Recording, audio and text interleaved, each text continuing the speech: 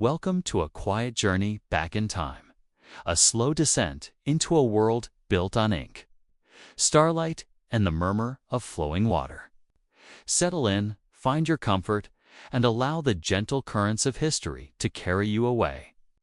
This is a space of calm reflection, a gentle exploration of the vast libraries, bustling marketplaces, and peaceful courtyards where as most important ideas of a millennium were first given breath. For the next long while, we will be still, listening to the soft echoes of the past as they ripple across the desert sands and the clear waters of the Mediterranean. Our pace is unhurried. The light is soft. The world is waiting. The year is approximately 786 of the Common Era, and the sun, a vast, distant pearl, is beginning its slow, deliberate descent over the Mesopotamian plain. The light is not harsh today. It is diffused by the dry air, turning the sky into an enormous canvas painted in hues of apricot, dusty rose, and a pale, ethereal lavender near the horizon. We stand on a small rise, where the wind is barely a whisper.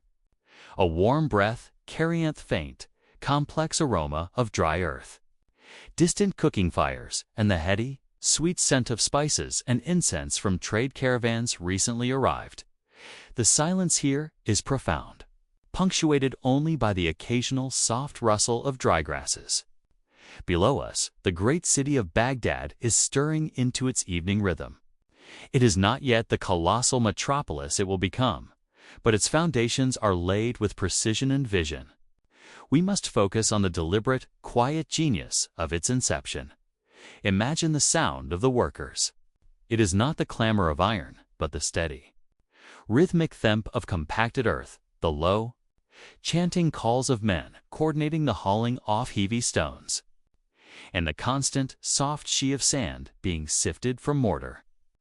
The materials themselves speak of the land, sun-dried bricks in a rich, warm terracotta, bound by a gypsum plaster that absorbs the heat of the day and releases it slowly into the cool night. The air grows cooler now, and a tiny wisp of a crescent moon begins to ascend into the darkening blue. This new city, conceived by the Abbasid Caliph al-Mansur, is a geometric marvel, designed not for chaotic growth, but for ordered thought. It is the made round city, Madinat al-Salam, the city of peace. Its shape is a perfect circle, a deliberate cosmological metaphor, mirroring the disk of the heavens and symbolizing the absolute centrality of the caliph's authority and, more importantly for our narrative, the centrality of knowledge. The structure is not merely defensive. It is designed for intellectual function. For great gates, aligned to the cardinal directions, govern the flow of commerce and ideas. The sound of distant desert dust and the soft glow of oil lamps begins to fill the space within the walls. We slow down to listen to the sounds of the great Kufa gate. It is the hour when the day's intellectual labors transform into the quiet reflections of the evening. Within the city's heart, a slow, sustained intellectual hunger is being fed. The focus is not on armies or conquest, but on the steady, meticulous work of the scribe. The air here is still dry, and smells faintly of gall ink, a mixture of iron salts and ochres, and the very fine, earthy odor of new paper imported from the east. The scraping sound of the calm, the reed pen, against the surface is a constant, low, almost meditative background noise. Each stroke is a deliberate act of preservation and transmission. They are copying ancient texts, the geometry of Euclid, the medicine of Galen, the astronomy of Ptolemy. This patient, sustained act of transcription is the very foundation of the coming Golden Age. The scholars of this nascent era understand that before innovation, there must be comprehensive understanding. They are the inheritors of scattered intellectual wealth, and their first great task is to gather it, translate it, and preserve it within their city of peace. Consider the journey of a single text, perhaps a treatise on optics from Alexandria. It might have survived centuries as a fragile scroll in a Byzantine monastery. its Greek script growing faint. A scholar from the city might acquire it through a diplomatic sexing, or a wealthy merchant might purchase it in a distant market. The scroll is wrapped carefully in linen, placed in a saddlebag, and begins its slow, weeks-long trek across deserts and mountains when it finally arrives at the House of Wisdom, or, as it exists in this early period, the growing caliphal library. It is treated not merely as paper, but as a treasure of immense value. The process of translation is an exercise in profound flow concentration. The translator, a man of deep linguistic skill, often works with a scribe. They sit 4 hours, the air thick with the smell of old leather bindings and dried herbs used to protect the manuscripts. The translator reads a complex Greek sentence aloud, his voice low and steady. He then pauses, turning the meaning over in his mind, searching for the most precise, elegant equivalent in Arabic. The Arabic language itself proves to be a powerful vessel for this knowledge. It is a language of mathematical precision, rich with the capacity for abstract thought and scientific terminology. The act of translation is not merely transcription. It is a creative act of synthesis, making the abstract universal and the foreign comprehensible. Let us take a moment to drift through the city as the early morning light begins to paint eastern walls. The shadows lengthen, turning the alleyways into cool, dark tunnels smelling of damp clay and strong coffee. The sun is not yet high enough to create that glare, only a steady, soft luminescence. The soundscape of this dawn is quiet and human-centered. We hear the distant, steady clip-clop of a donkey cart carrying fresh produce from the fields outside the gates. There is the low, cheerful call of a water seller, his brass vessel clanging softly as he walks. Then the rhythmic sound of a woman grinding grain with a heavy stone mortar and pestle, a sound that anchors the domesticity of the rising day. Now, we approach one of the early centers of intellectual gathering. It is not a grand, imposing structure, but perhaps the back room of a wealthy patron's house, or a quiet section of a large mosque. The air is warm and slightly humid from the nearby Tigris River, and the smell of sweet mint tea hangs gently in the air. In this room, the true spirit of the Golden Age is quietly brewing. These men and sometimes, in the private homes of scholars, women are engaged in munara, formal and respectful academic debate. The goal is not to defeat, but to illuminate, to jointly arrive at a deeper truth. They debate the properties of matter, the movement of the planets, the correct interpretation of a verse, or a subtle point of Greek geometry. The sound is a low, continuous drone of voices, occasionally punctuated by a soft exclamation or the quiet clearing of a throat. There is a tangible sense of shared intellectual effort, a collective acus that is profoundly relaxing in its intensity. The rivers are the lifeblood of this city, and they also embody the flow of ideas. Just as Tigris carries the cold, clear water from the distant mountains, so too do the scholars carry the flow of ancient thought from distant civilizations, Persia, India, Greece, and channel it into the intellectual basin of Baghdad. Even the simplest structures speak to a mathematical mind. Look at the water clock. Its steady, predictable drip-drip is an exercise in applied mathematics, a demonstration of precise timekeeping essential for astronomy and for regulating prayer times. The rhythm of the water falling is perfectly soothing. We move now to a small private rooftop where a lone scholar, perhaps a proto-astronomer, sits in the fading light. His equipment is minimal, a quadrant for measuring the altitude of the stars, and an early version of the astrolabe, a complex tool whose brass rings reflect the darkening sky. The air here is cool and dry. The only sounds are the scholar's slow, steady breaths and the occasional soft clink of the brass instruments. He is charting the movement of the planets, Saturn, Jupiter, Mars. These heavenly bodies are not just distant lights. They are variables in a divine cosmic equation, and understanding their paths is both a scientific and a spiritual quest. The sheer scale of the universe, observed from this quiet rooftop, is humbling. Yet, the scholar does not feel small. He feels connected, a conscious part of this vast order-read mechanism. His calm mathematical approach to the heavens is transforming sphuprates into science, one patient observation at a time. The knowledge is accumulating line by line. Page by page, let us return to the atmosphere of the scribe's chambers, the heart of the preservation. Fort, the heart of the preservation. The scent of ink and aged paper is pervasive. Imagine the tactile sensation of thepapor. It is not the heavy parchment of the Romans, but a thinner, more flexible sheet made from flax and hemp, introduced from the East. This paper revolution is as important as the ideas being written upon it. Paper is cheap, abundant, and easy to store. Suddenly, a single copy of a book can become 10, then 50, then hundreds. This proliferation of knowledge democratizes it, making it accessible not just to the caliph's court, but to the merchant class, fee seekers, and the ambitious young scholars who flock to Baghdad.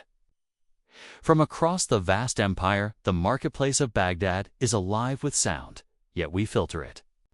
We hear the soft, loud negotiation over the price of a manuscript, the crinkle of paper being inspected, the quiet, focused reading of a scholar standing by a stall, oblivious to the crowds. The air smells of leather, sawdust, and the constant, soft haze of wood smoke. This intellectual fervor is entirely supported by the wealth and stability of the Abbasid Caliphate. The caliphs, far from being just political rulers, see themselves as ultimate patrons of learning. The money flows not just to soldiers, but to translators, astronomers, and physicians. A heavy bag of gold pieces newly minted and shining might be the payment for a single, accurate translation of a major Greek work in this tranquil environment. The seeds of major mathematical advances are bind down.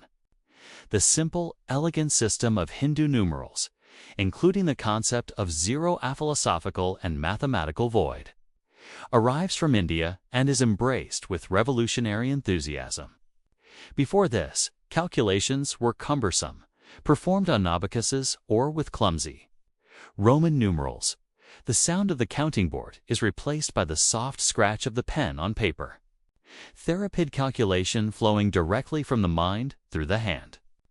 This change is quiet, yet it is a seismic shift. It enables the creation of algebra, the science of restoring and balancing, a term that gives us our own. This is the Baghdad we dwell in during this quiet dawn, a city dedicated, at its deepest core, to the steady accumulation and creation of knowledge. It is a massive, intricate kind for learning, powered not by steam or fire, but by the quiet ambition of the human mind and the steady hand of the scribe. The foundations are deep, the structures are sound, and the air is filled with the promise of intellectual light. We are as suspended in this tranquil, fertile moment before the full flourishing of the Golden Age, allowing the calm atmosphere of preparation to settle over us like a comforting blanket. The city sleeps lightly, a gentle hum of intellectual activity vibrating just beneath the surface of the brick and mortar. The stars, though fading in the dawn, have been meticulously charted, and the wisdom of the past has been securely bound. Awaiting its next chapter, the gentle light we observed in the previous moments has now strengthened, becoming clear, focused illumination of a high morning. It is the time of Caliph Alman, approximately 50 years after the founding of the Round City, and the nascent intellectual project has found its grand physical embodiment. The air is slightly warmer, carrying the complex scent of hundreds of different papers and parchments fresh with gall ink. Others brittle and dusty with the scent of age and distant lands. We stand on the threshold of the Beit al-Hikmah, the House of Wisdom. The House of Wisdom is not merely a library. It is a dedicated, state-sponsored academy, a colossal translation bureau, and an advanced research center. It is the steady, powerful heartbeat of the Golden Age, organized chaos dedicated to intellectual progress. We must not rush to enter. Instead, we pause outside, allowing sights and sounds of the environment to wash over us. The sound of the courtyard outside is a mix of quiet activity. There is the low, steady rhythm of water flowing through the stone channels, a necessary and soothing sounding the heat. We hear the soft clatter of a mule's hooves on the pavement, carrying heavy loads of new paper rolls. Most prominently, there is the continuous murmur of focused, intelligent conversation, often conducted in 3 or 4 languages at once: Arabic, Persian, Syriac, and Greek. Look closely at the scholars arriving. They wear different types of robes: heavy wool from Persia, fine linen from Egypt, and simple, durable cotton worn by the local scribes. They carry scrolls rolled and tied with silk ribbons, and small leather-bound notebooks tucked into their sashes. The weight they carry is not in physical burden, but in intellectual potential. This is the pivotal moment of the catalyst. Caliph Alman elevates the House of Wisdom to a massive imperial project. He sends embassies, diplomatic missions, thatery, in effect, treasure hunts for knowledge. These weren't missions of conquest, but off-quiet, respectful acquisition. Imagine the journey of these book hunters. They travel slowly, often through contested territory, smelling the cold, crisp air of mountain passes and the sharp, coppery temps of distant snowmelt. Their objective is clear: to secure copies of the great philosophical, medical, and astronomical works of antiquity, often held in dusty, forgotten cloisters or private aristocratic libraries. The caliph's approach is a simple, powerful economic principle. He offers the weight of the recovered text in gold to the owner, ensuring cooperation and a steady flow of material. Knowledge has been assigned a measurable, tangible value, equating it directly to material wealth. This financial incentive is the quiet, powerful engine driving the explosion of translation. Inside the House of Wisdom, we enter the Dar al-Tarjama, the Hall of Translation. The space is large, airy, and filled with a constant, productive hum. The scent here is intense, a mixture of freshly milled ink, the subtle oiliness of linseed used to treat papers, and the faint, sweet smell of figs and dates brought in for sustenance. The translators work in teams, often led by figures like the famous scholar Hanina Binashak, a Christian Arab known for his impeccable, rigorous methodology. He is a master of Greek, Syriac, and Arabic, and his team ensures that the translations are not merely literal, but intellectually precise. The process is slow, deliberate, and requires intense, quiet focus. A scholar reads a complex passage from Aristotle on the nature of the soul. He rereads it 3 times, consulting commentaries. Then he begins to dictate the translation, word by precise word, to a scribe. The sound is a low, methodical drone, the voice of the translator, and the rhythmic, soft scraping of the scribe's pen. The meticulousness is key. If the Greek text is ambiguous, the translator will not simplify it. He will add a footnote, a small, subtle script in the margin explaining the potential interpretations. This is the moment where preservation shifts to true scholarship. The texts are not just copied. They are critiqued, corrected, and improved based on multiple sources. The sheer volume of this work is astonishing. It is a slow, methodical tsunami of knowledge being channeled into the Arabic language. Works that had been lost to the Latin West for centuries are now being read, discussed, and internalized in Baghdad. This deliberate, sustained gathering of all available human knowledge from all corners of the world is the true catalyst of the Golden Age. Now, we move quietly through the bustling city, following a young man as he leaves the House of Wisdom. He carries 2 new scrolls under his arm, his face radiating a calm, focused energy. He is headed not for his home, but for a public BATHOUSE, The hammam, or bathhouse, is not just a place for cleansing the body. It is a vital, ambient social space. The air inside is heavy, warm, and perpetually steamy, smelling off sweet soap and wet stone. The sound is the constant, soothing roar of running water. Echoing off the high stone walls, our young scholar is not studying here, but the discussions taking place around him are academic. Amidst the flowing water and the steam, merchants, judges, and physicians exchange ideas. A doctor might discuss Galen's anatomy while having his back massaged. A merchant might debate a point of Euclidean geometry that applies to building a new warehouse.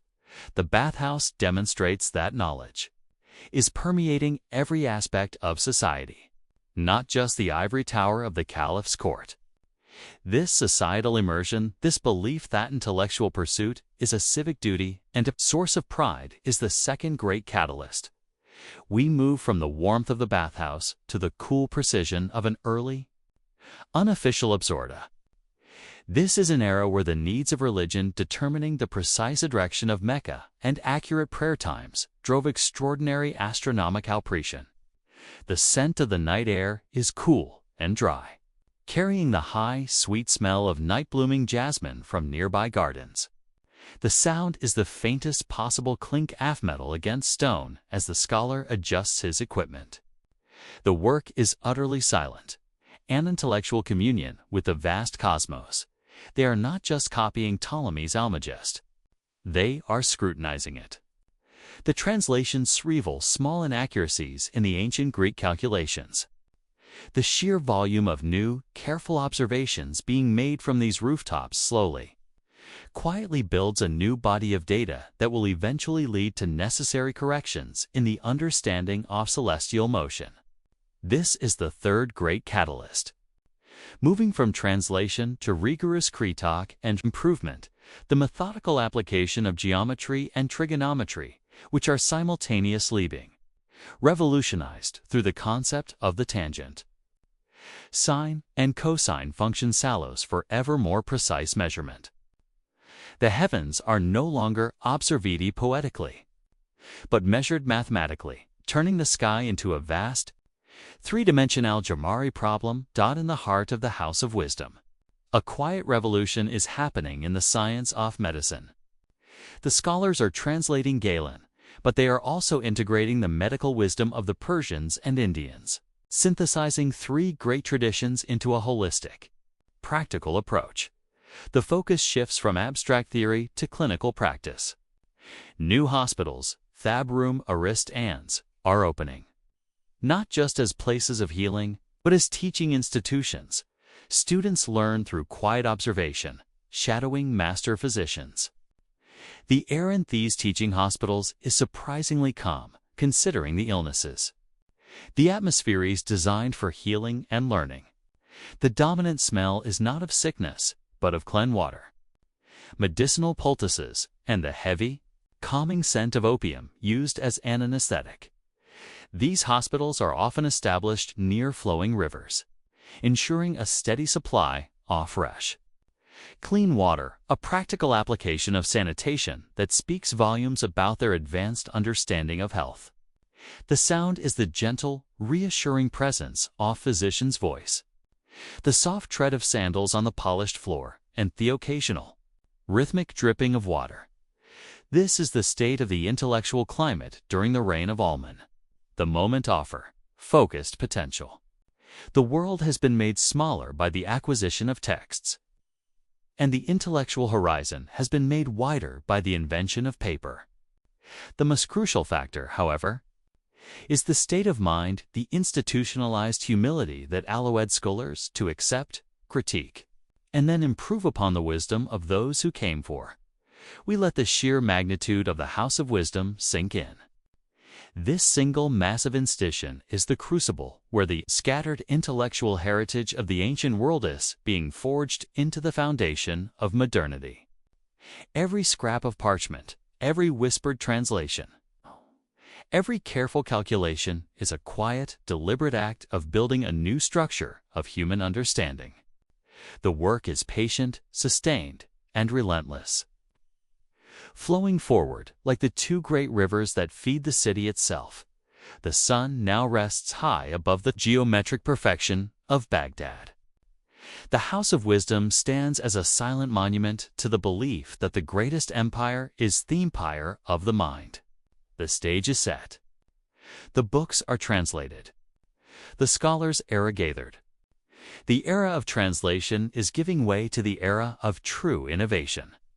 The quiet gathering of light has led to a dazzling concentration of it, and the golden glow of true scientific progress is about to begin.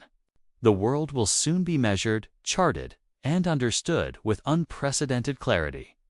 The sound of Baghdad is now a unified low hum, the gentle sloshing of water, the soft rustle of hundreds of pages being turned, and the continuous comforting scratch of the reed pen. We leave the city poised on the brink of its greatest intellectual flowering, a moment of profound and quiet expectation. The atmosphere has shifted. We move forward gently in time, allowing the currents of history to flow into the early to mid-9th century. The intense focus on translation that characterized the previous decades has given way to an even more profound quienorgy, the energy of original creation. The air in Baghdad is now rich with the sense of advanced experimentation, the sharp, sometimes acrid smell of chemical reactions, the clean, earthy aroma of geometric chalk on slate, and the persistent, metallic temps off brass instruments. We begin our focus on the quiet revolution of mathematics. Guided by the immense calm figure of Muhammad ibn Mus, al-Khwa, as-Mek. His name, taken from his place, a foreign Khwa-rism, simply means the native of Khwa-rism. Yet his work is entirely universal. He is the quiet force that formalizes the twin pillars of modern mathematical, algebra, and algorithms. Imagine sitting with him in a small, quiet study room, perhaps slightly warm from the intensity of the midday sun. The air is still, and the only sound is the rhythmic, almost hypnotic shee of a sand tray being smoothed over and over.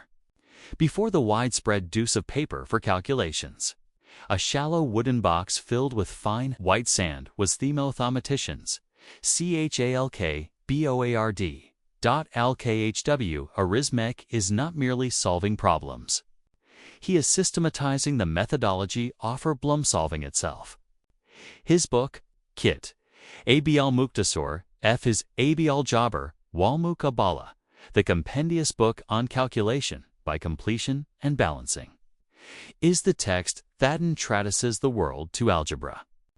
The very word al-Jaba, meaning restoring or completion, refers to the process of moving negative terms across an equation to make them positive.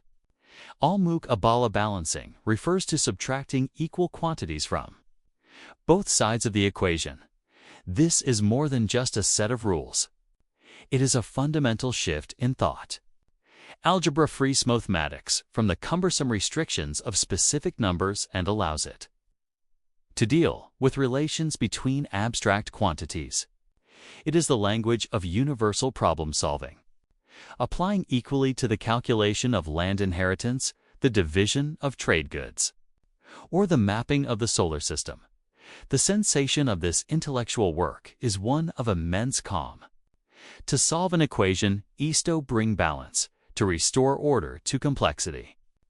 The sound of the scholar working is the soft whisper of his own voice as he murmurs the terms of the equation: Jabr completion, mal square, Durham unit, arithmetic, soothing chant of numbers and unknowns simultaneously. The same genius is introducing the world to the method of algorithms, derived from his own name, algorithmy. This is the formalized step-by-step process of computation. Think of it as a set of quiet, precise instructions that, if followed exactly, will always lead to the correct answer. The sensation of reading one of these procedural texts is one of absolute clarity and control. We shift our gaze from the quiet study room to the immense, sprawling Shamasab Saberdi outside the walls of Baghdad, established by the Caliph Alman.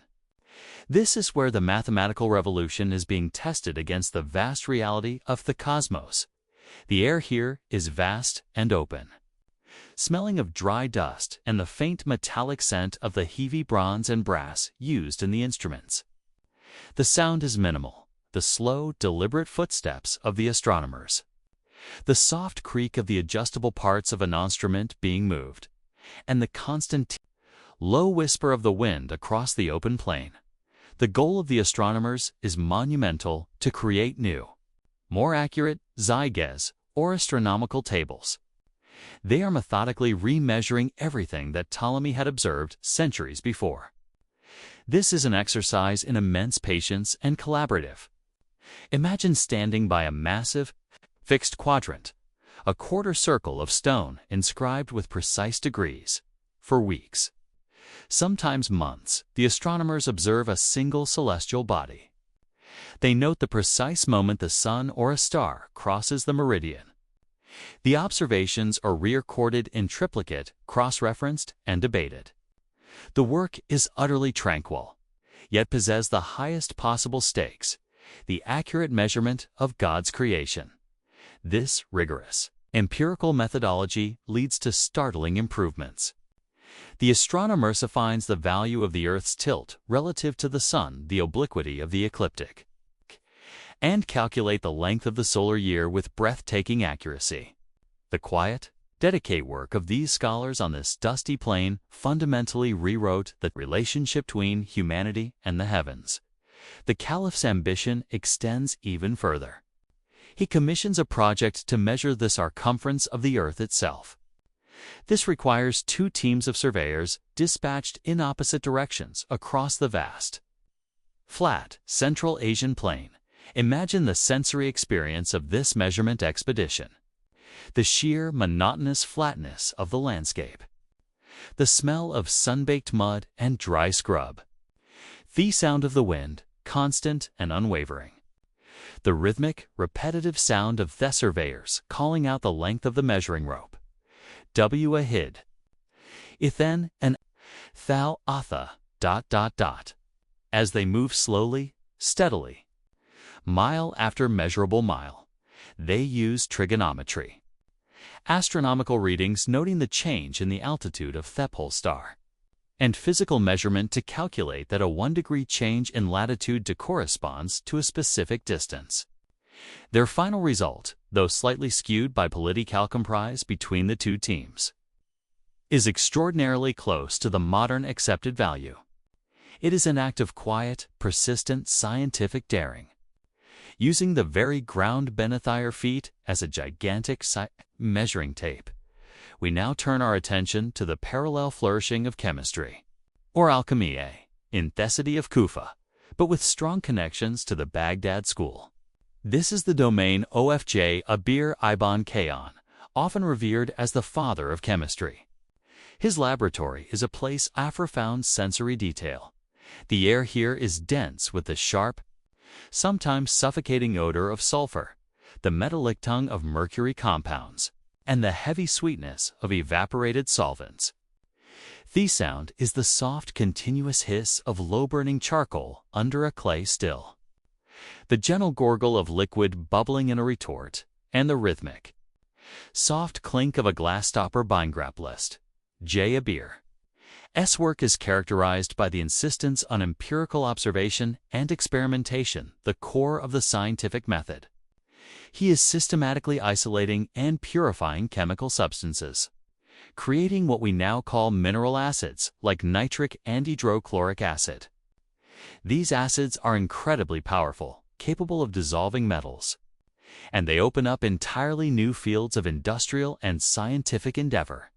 His texts are filled with quiet, detailed instructions on how to conduct experiments: distillation, crystallization, evaporation, and filtration. This codification of laboratory procedure means that experiments could be reliably replicated by others, a key step in moving chemistry from mystical alchemy to verifiable science. This patient, sustained experimentation has practical applications that filter quietly into daily life.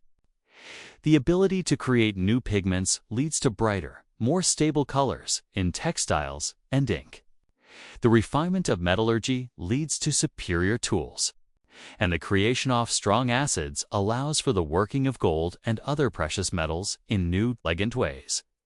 The scent of these new, vibrant dyes can be found permeating the grand marketplace, the souk. We return there briefly, but now the colors are richer, deeper, and more lasting, a testament to the unseen, quiet work of the chemists in their knowledge laboratories. The fabrics worn by the people, the flowing robes of silk and cotton area, deeper indigo, a richer crimson, a more vibrant yellow. The entirety of this period is defined by this quiet integration of abstract knowledge into concrete reality. Algebra, a system of pure thought, is used to calculate the height of stars and the boundaries of a farm. Chemistry, the manipulation of the environment, leads to brighter clothes and stronger tools. It is a harmonious relationship for theory, is constantly validated and refined by quiet, meticulous observation. The sheer scale of the intellectual operation, supported by the political stability and economic wealth of the caliphate, creates a vast, quiet space for thinkers to flourish. There are no dramatic revolutions here, only the steady, persistent advancement of human capability, built on the foundations of translation and the quiet, persistent scratch of the kalam upon paper. The era of pure creation is here, and the intellectual lands of the world is being redrawn. One careful line, one precise measurement, one balanced equation at a time. The atmosphere remains one of profound focus. A great civilization holding its breath and applying its mind to the entire scope of the known universe. We let the quiet hum of Baghdad's mathematical and chemical activity us into a deep appreciation for the beauty of precise thought. The stars are fixed. The calculations are balanced. The knowledge is flowing like the Tigris itself. The long, focused hum of intellectual life in Baghdad continues. But our narrative lens must now gently widen and shift its geographical focus. As the great Eastern center of learning reached its zenith, a new, equally vital light was beginning to glow almost 4,000 kilometers away, across the Mediterranean.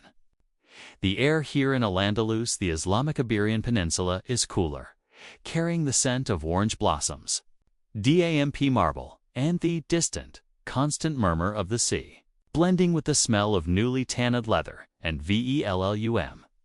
This is Cordoba, the capital of Al-Andalus during the 10th and 11th centuries.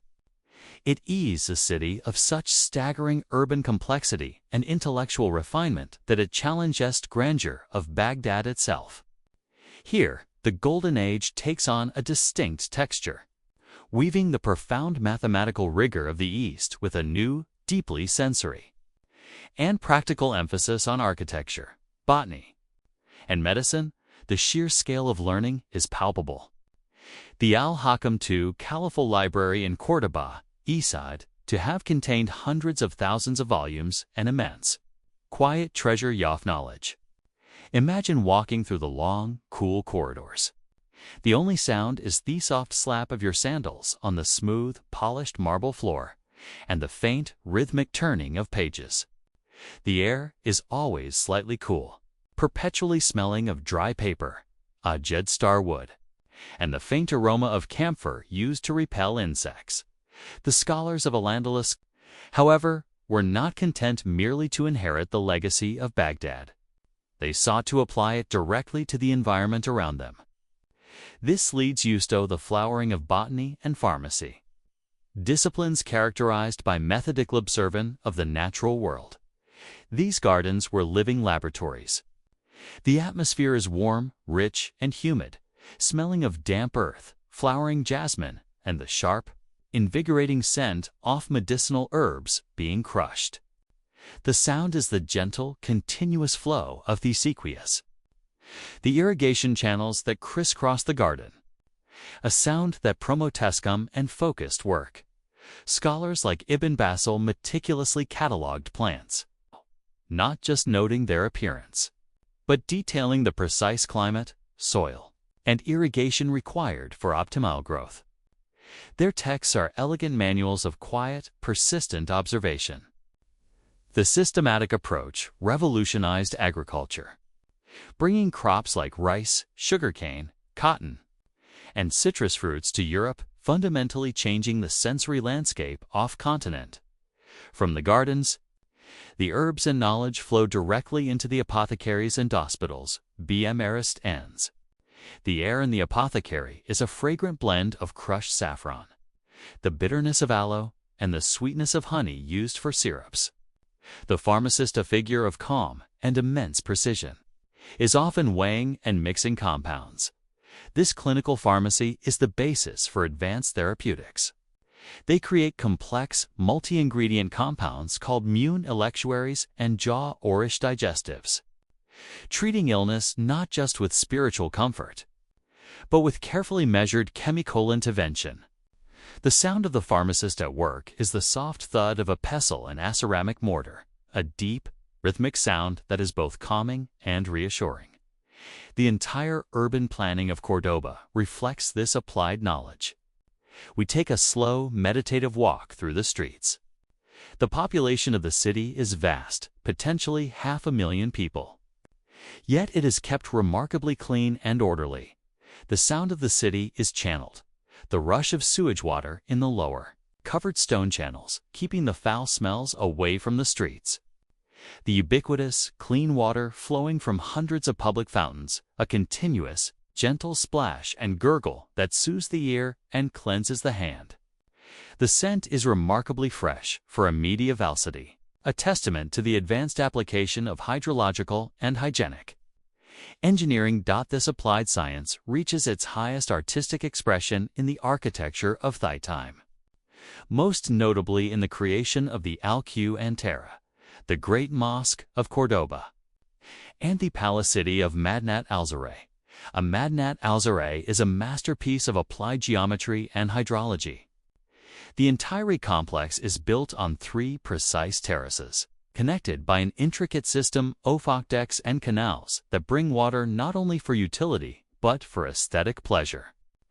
The water flows into serene courtyards, creating reflecting pools and fountains that serve as focal points for quiet contemplation. The very fabric of the architecture in Al-Andalus is a visible manifestation of thematical principles mastered in Baghdad. Look up at the delicate interlocking pillars of the star-shaped tilings and the Muqarnas stalactite vaulting. These are not merely decorations. They are the physical expression of complex geometric proofs of algebra made concrete. The patterns are designed to be infinitely repeatable, an elegant visual demonstration of the infinite nature of number and the ordered complexity of the cosmos. The sensation of viewing these patterns is one of profound mental calm, the visual equivalent of solving a perfectly balanced equation. In the Great Mosque, the repetition of the horseshoe arches creates a sense of hypnoticity. The structure absorbs and softens sound, turning the quiet murmur of Preorinto a low, pervasive hum. The air here smells of cool stone and frankincense, a heavy, soothing fragrance. This intellectual environment also fostered a unique approach to philosophy and jurisprudence, centered on the idea of synthesis. Scholars here, like Ibn Rushd Avros, engaged deeply with the works of the Greek philosopher Aristotle, now fully translated and corrected thanks to the work in Baghdad. Ibn Rushd's work is characterized by a slow, meticulous commentary on Aristotle, clarifying and defending his rigorous logic against the misinterpretations of intervening centuries. His commentaries are models of intellectual patience and clarity. The process of writing these texts is a long, deliberate one, a quiet conversation across 1,000 years of history. The sensory detail of this philosophical work is the texture of the vellum, the heavy silence of the study, and the constant, soft pressure of the mind seeking ultimate truth, reasoned argument. This quiet, persistent inquiry into universal reason conducted from a small corner of Europe, would eventually reintroduce Aristotelian logic back into the Latin West, sparking the slow intellectual awakening of the European medieval universities. The intellectual traffic is not a chaotic flood, but a steady, regulated stream. Christian and Jewish scholars from the north, often referred to as Mustarib or Mozarabs, Cometo, al-Andalus, seeking access to the Arabic translations of Euclid, Galen, and Ptolemy, and to the newer texts on algebra and medicine. They sit quietly in the academies, copying the works onto scrolls of their own. The sound here is the low murmur of Latin being translated mentally into Arabic, or Arabic into Hebrew, the quiet turning of pages written in 3 different scripts. This place, al-Andalus, serves as a crucial, tranquil cultural bridge, allowing the accumulated knowledge of the entire ancient and Eastern world to flow slowly and gently into the foundations of European thought. We let the atmosphere of Cordoba settle. The sound of its flowing water, the scent of its cultivated gardens, the geometric perfection of its architecture, and the quiet, persistent voice of its scholars debating the nature of the universe. It is a world where a sensory pleasure and intellectual rigor are not separate but beautifully fused. The Westas embrace the Golden Age, giving it a new dimension of applied beauty and enduring grace, proving that the light of knowledge can shine with equal brilliance across any vast distance. This quiet, confident glow will soon reach its highest, most spectacular intensity. The intellectual energy that flowed from Baghdad to al-Andalus has now reached its full, breathtaking culmination, fusing theoretical brilliance with applied practicalness. We move into the late 10th and early 11th centuries, dwelling in the period characterized by the serene and unparalleled work of the polymaths. The atmosphere is sony of profound, quiet mastery, where the simple act of looking at the world is transformed into a rigorous, scientific experiment. We focus our attention first on the towering, quiet figure of Ibn Avicenna, whose influence is so vast and comprehensive that it encapsulates the entire spirit of the Golden Age. He is the physician, the philosopher, and the synthesizer. Imagine his study, a place of immense calm, characterized by the faint smell of parchment and to read roses. Ibn Sina's magnum opus, Al-Quran Sib, the Canon of Medicine, is the pinnacle of medical systematization. It is not just a book of cures. It is a meticulously ordered compendium of all medical knowledge gathered from Galen, Hippocrates, the Indian traditions, and the new empirical observations of the Islamic world. The act of reading the canon is a lesson in absolute clarity and organization. The sheer volume of detail is astonishing, yet soothingly organized. He details the quiet, methodical process of clinical drug testing, insisting that a drug must be purified, tested on a single disease, and observed over a predictable course.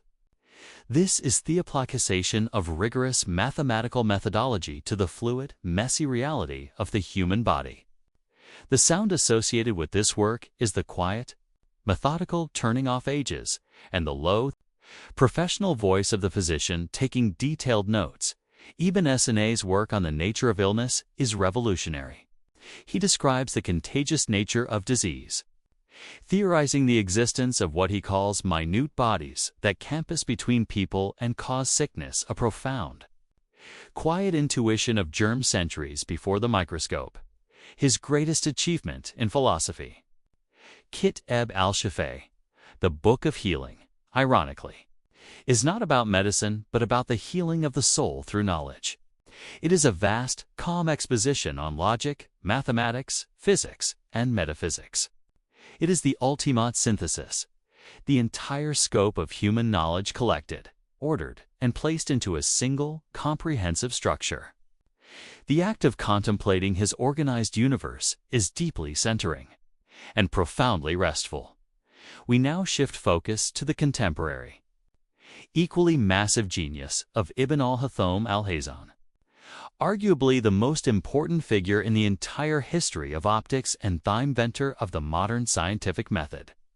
His work is characterized by unparalleled intellectual rigor and a quiet skepticism towards inherited wisdom. Ibn al-Haytham's sensory world is defined by light and shadow.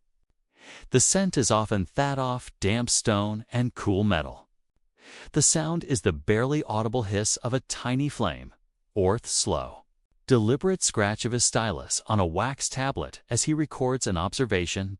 In his masterpiece, Kitab al-Manazir, Book of Optics, he systematically demolishes the 1,500-year-old belief held by Euclid and Ptolemy that vision worked by the eye sending out rays to perceive the object. Instead, through a series of quiet, reputable experiments, he proves the modern understanding that light radiates from an object or is reflected from it and enters the eye. His method is the zenith of the Golden Age's quiet intellectual discipline. The hypothesis experiment analysis verification method. He states a problem, formulates a precise hypothesis, tests it with a repeatable experiment using mathematical measurement, and draws conclusions based solely on the observatory. This is the moment the scientific method is formally and meticulously articulated. His experiments are simple, elegant, and profound. He uses 3 lamps arranged in a triangle and studies how their light passes through a tiny aperture into a dark amber, the pinhole camera to prove that light travels in straight lines, and that the inverted image is formed by the intersection of these straight rays. The sensation of being in that darkened room with him is one of profound revelation. The only sound is the almost silent tick of a simple measuring device as he charts the position and intensity of the projected images. The light itself, often perceived as a DV mystery, is here calmly reduced to a mathematically measurable phenomenon. Beyond optics, the practical application of this scientific discipline permeates daily life. The art of cartography and geography reaches a new zenith. Building on the earlier measurement of the Earth's circumference, scholars like Aldrich in Sicily, who was sponsored by the Norman king Roger II, demonstrating the reach of the Golden Age in Islamic courts, synthesize vast amounts of traveler data, astronomical readings, and precise measurement to create the most accurate world map of the medieval era. The sound in the cartographer's workshop is the constant low hum of focused work, the gentle splash of water as ink is mixed, the soft clink of a divider being placed on the map to measure distance, and the distant, constant cry of gulls from the Mediterranean, smelling of salt and distant seas. The map itself is a quiet assertion of scientific order over chaotic perception. By integrating the spherical geometry of the astronomers with the ground-level reports of merchants and soldiers, the map moves from mythical guesswork to verifiable applied science. This is the moment where the world becomes truly measurable, knowable, and therefore navigable. Finally, we consider the overall intellectual texture of the zenith. It is defined by the creation of the great madrasas colleges, which systematically organize and propagate this wealth of knowledge. The sound of the madrasa is a symphony of learning. The low, resonant voice of a professor lecturing in a cool, dark hall. The scratch of 100 students taking notes in wax tablets or paper. The gentle murmur of students debating quietly in the courtyard during a break.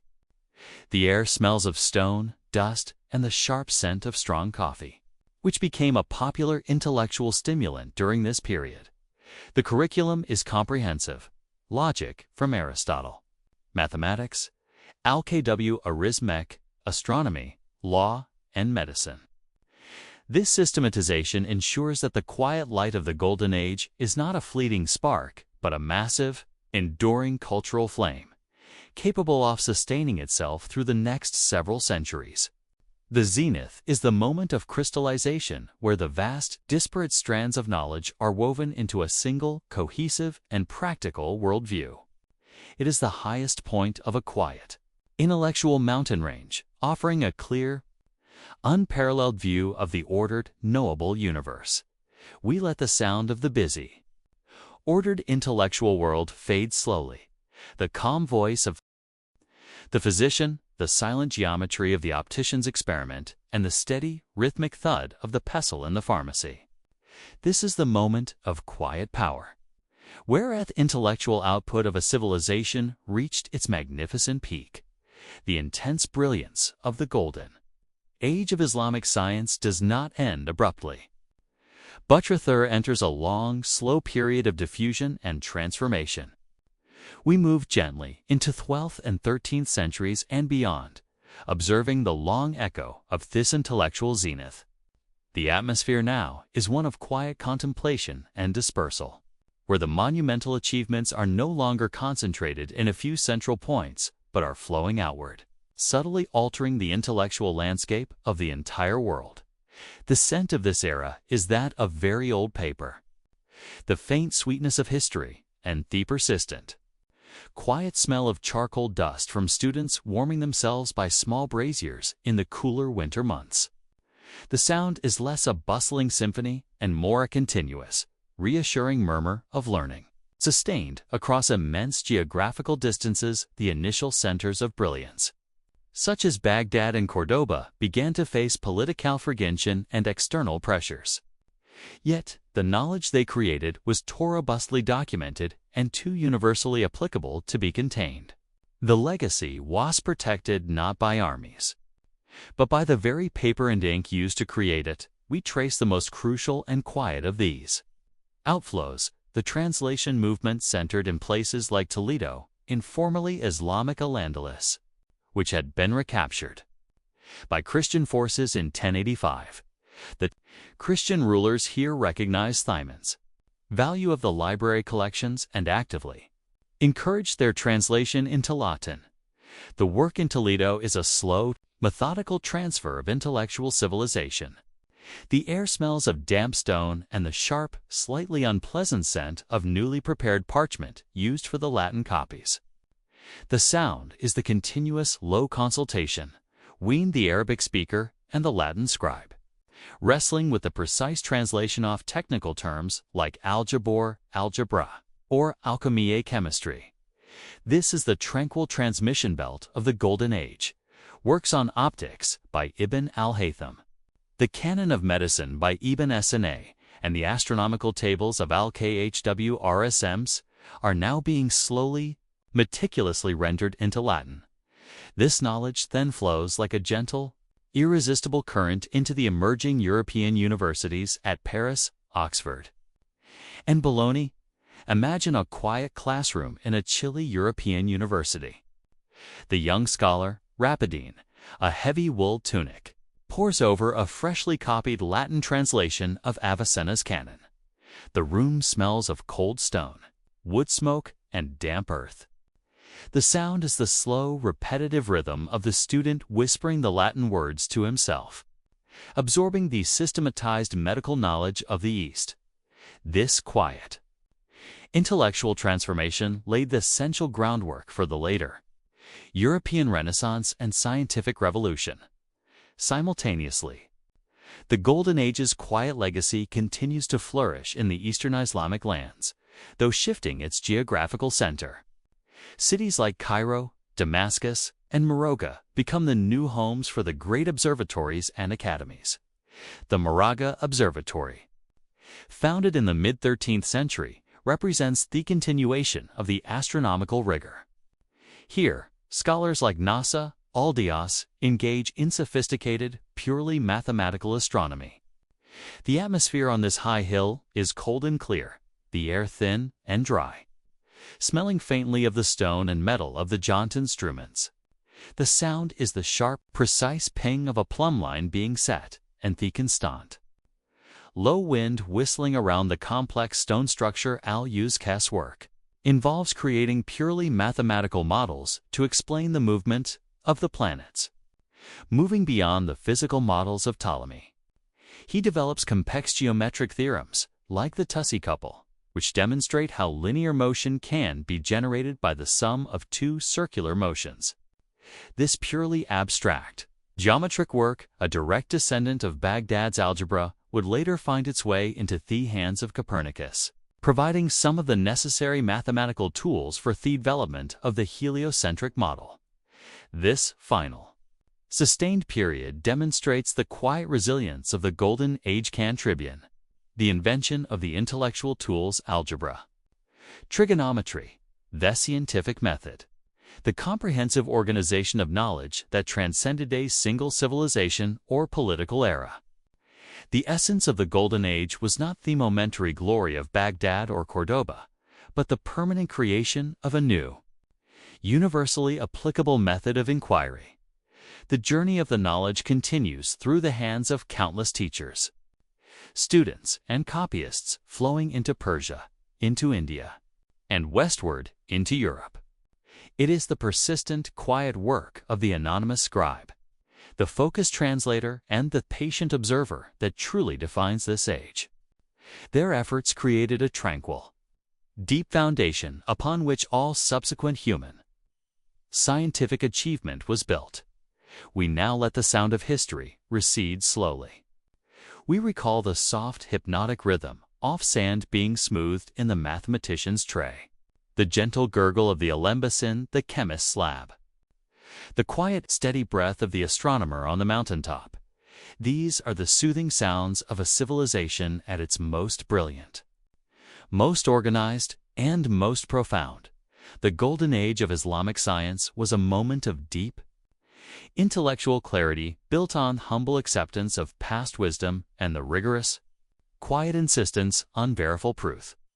It left behind not ruins, but a legacy of thought, a calm, ordered, and measurable universe.